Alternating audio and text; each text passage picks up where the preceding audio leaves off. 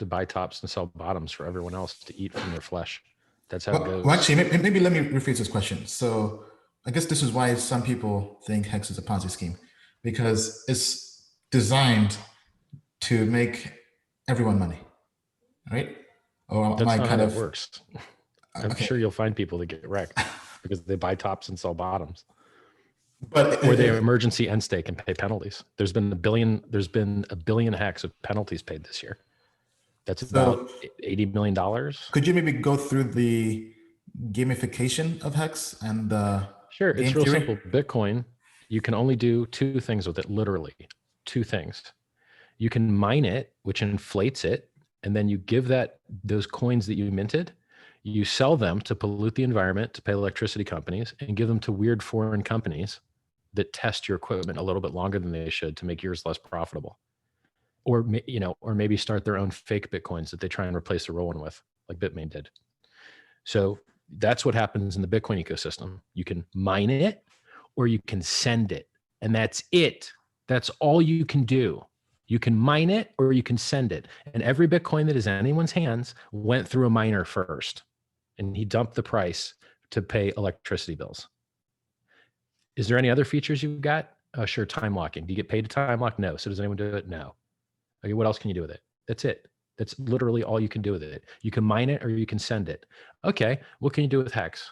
Can you mine it? Yeah, but instead of paying people to dump the price and pollute the environment, we pay people to hold the price up. So Bitcoin inflates to pay miners to dump the price. Hex inflates to pay stakers to hold the price up. Okay, well, which one has a lower inflation rate? Well, Bitcoin hyperinflated from no coins to 18 million coins over 10 years. Hit $20,000, even though it hyperinflated at year 9. Now, Hex takes that inflation phase and just gets it over with in the first year and distributes all the coins and goes right to 3.69% max, which is less than Bitcoin had when it hit 20K. It was about 3.89. So Hex introduces a new feature that doesn't exist, that Bitcoin doesn't have, called time locking. It's better for the environment. It has higher throughput. It has higher security. Time locking is basically staking. No? Say again? Time locking is basically staking. No, because staking everywhere else in the world is fake. You don't have a time component. When they talk about total value locked in DeFi, it's not locked. It's as locked as it was in your wallet. You can take it out and send it whenever you want. Real locked has a time component, like your bank CD. So Bitcoin tried to be a currency, failed entirely. Nothing is priced in it. You can't use it anywhere, but that's fine because it did something more valuable called store of value. $7.2 trillion is locked in time deposits in the United States and China. Only $5 trillion of printed money exists. So by accident, Hex does payments better than Bitcoin does. It's on zksync.io. You can do 2,000 TPS on it. You can do it 10 to 100 times less money than it costs in Bitcoin. Security audits. We've got 2 security audits, 1 economics audits. Bitcoin has 0. Ethereum has 0 inflation bugs. Well, I don't think that's fair, Richard. Bitcoin has been audited by the community, open source community. Bullshit. Okay, then how did a Bitcoin Cash developer find the last inflation bug, and instead of minting as many free Bitcoin as he wanted, had to tell the Bitcoin developers about it? The Bitcoin Cash developer that doesn't like Bitcoin. Yeah, but you can have audits, but it won't make you bulletproof, right? Even products that have been audited. No, but you could have a bug bounty program, which Ethereum has and Bitcoin doesn't. And you could have more people actually caring about security. You care about miners.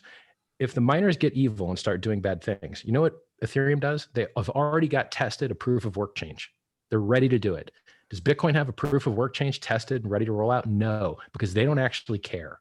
Bitcoin Core had a block size increase on the roadmap when I was defending the small blockers and I was defending Blockstream. Did we get what was on the roadmap? Did we get a Bitcoin block size increase? No, we didn't. Why? Because they're liars.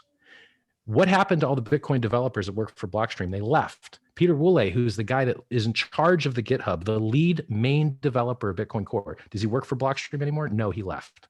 And other big guys have left too. And what does Blockstream do now? They sell cloud mining, disgusting. They sell a competitor of Bitcoin called Liquid. So you don't have to use Bitcoin. You can use their paid private service that you pay them for called Liquid. Does this sound like good decentralization to you, that the core developers are developing cloud mining and things that compete with Bitcoin? Because it doesn't sound like good decentralization to me. So, and furthermore, Who is more likely to continue to have inflation bugs? Let me tell you the coins that had inflation bugs: XLM, Bytecoin, Monero, Bitcoin twice, Ravencoin, 5% inflation bug, sold it on exchange. What is the most dangerous bug that actually gets executed in cryptocurrency? The inflation bug. And how do you prevent it? By isolating the consensus code where it can't be accidentally screwed up by network improvements. And that's what Hex does. Our consensus code, the thing that allows you to mint coins, is isolated and locked, and you can't screw it up. It's immutable. But in these other network-based, inflation-based proof of work coins, they have inflation bugs all the time because it's spaghetti code and it's not modular, and the consensus is touching the wallet, is touching the networking, and the shit has happened over and over and over and over again. And people don't listen to me when I tell them how to fix it. You fix it with security bugs, audits, and modularity and isolation. No, okay. I mean, so I'm not contending that, but I'm saying to say that Bitcoin has never been audited is a stretch. There are professional auditors that audit things for a living. For instance, Trail of Bits. When Bitcoin gets a Trail of Bits audit that I can read and look at, then I will say that Bitcoin has been audited. It is a professional thing that you do. Yeah, but professional developers have gone through the code as well. And so, okay, well, link me to their audit report then. Just link me to their audit report that doesn't exist because they didn't do it. Well, I mean, the thing that you think is happening is not happening. There is no auditing going on in Bitcoin. The same reason when SSL got hacked, the Heartbleed bug existed in the OpenSSL library because guys like you thought everyone was auditing it and everyone was looking at it. In fact, no one was auditing it and no one was looking at it. And so it was insecure for years. And then someone came along and was like, actually, this is a huge problem. And everyone had to update and replace it. Yeah, but I mean, because so many people have tried to hack Bitcoin and haven't hacked it, right? They have. Kind of an audit. Well, I mean, yes, they have. Besides, I mean, Bitcoin has been hacked. But they had to roll back the chain in 2009 because someone minted 6 billion free extra Bitcoin. It has been hacked. They have rolled back the chain, and they would have had to have rolled back the chain again if Bitcoin Cash Guy just minted the free money, like probably most people would. But instead, he hooked them up, the competing team. He let them know about the vulnerability. Bitcoin is terribly insecure, and it has proven it, and no one fucking listens. They don't listen. The bugs don't come from hash rate, bro. The bugs come from buggy spaghetti code. You can't even have someone make commits to the Bitcoin Core software unless they've had 9 months of training because it's such spaghetti code. This is like, if it was better, how did they just have an inflation bug a year and a half ago and release a critical vulnerability report? It's not better. It's worse, but just people don't understand software development. I explain it to them. It's like... Yeah. It's spaghetti code. You can't update spaghetti code very easily because when you change one thing, you accidentally screw something else up. You need modularity. They don't even have a spec. If you wanted to write a Bitcoin client right now, you know how Ethereum has multiple clients? You can use Parity, you can use Go. There's different clients you can use.